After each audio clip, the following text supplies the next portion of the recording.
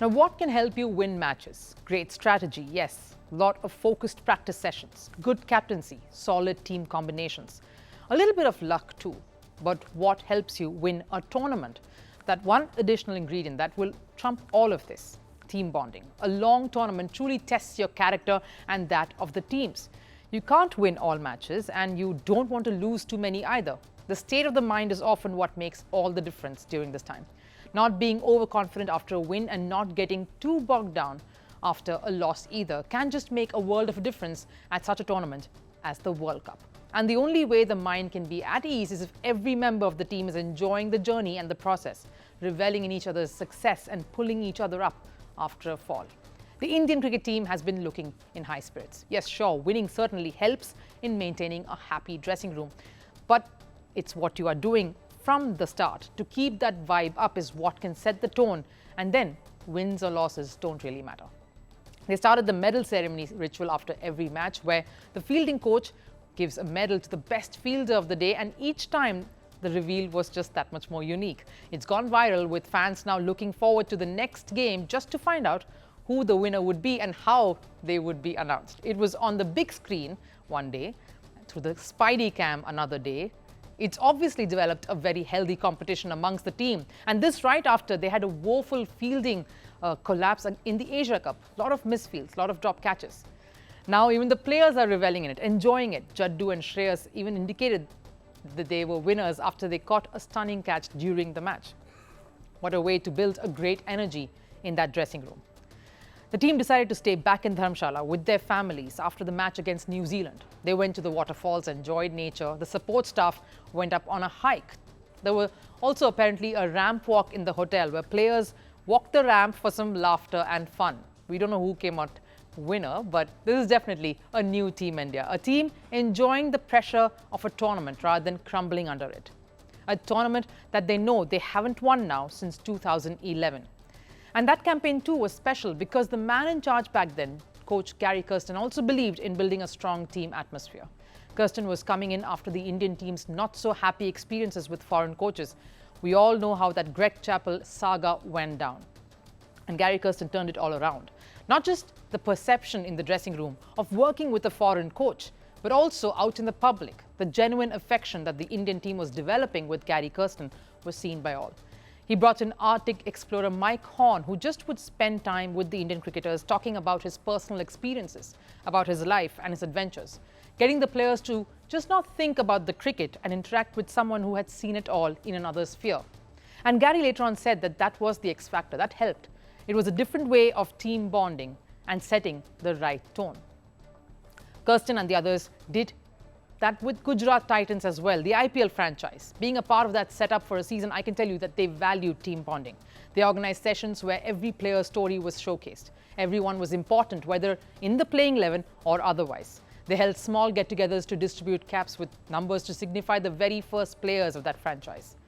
Different teams, of course, do different things to get a sync going in such a long tournament. The New Zealand cricket team that we thought was coming in jaded have really managed to turn things around. And this despite certain things not going their way, like Kane Williamson's injury. But they have managed to keep the energy and the positive vibes very close. Oh, massively. We're here for a long time, so thankfully we all like each other. That helps.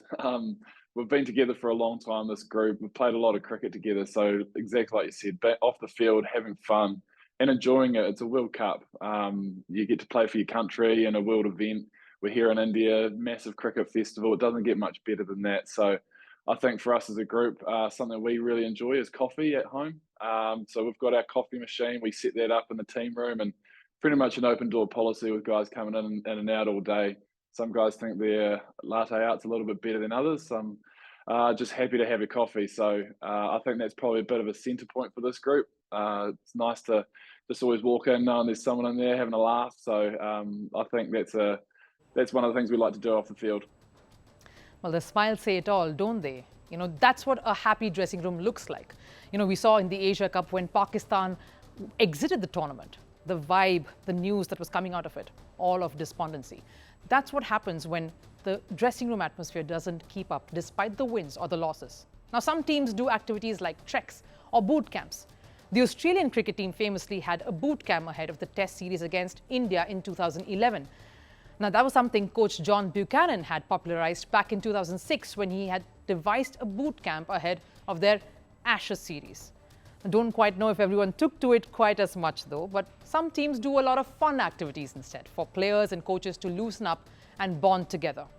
Indian women's hockey coach Yannick Schopman in an interview here recently spoke about how they managed to go past the language barrier to have fun and get to know each other better through games and some key tools to build and strengthen their communication off the field, which is so much more important.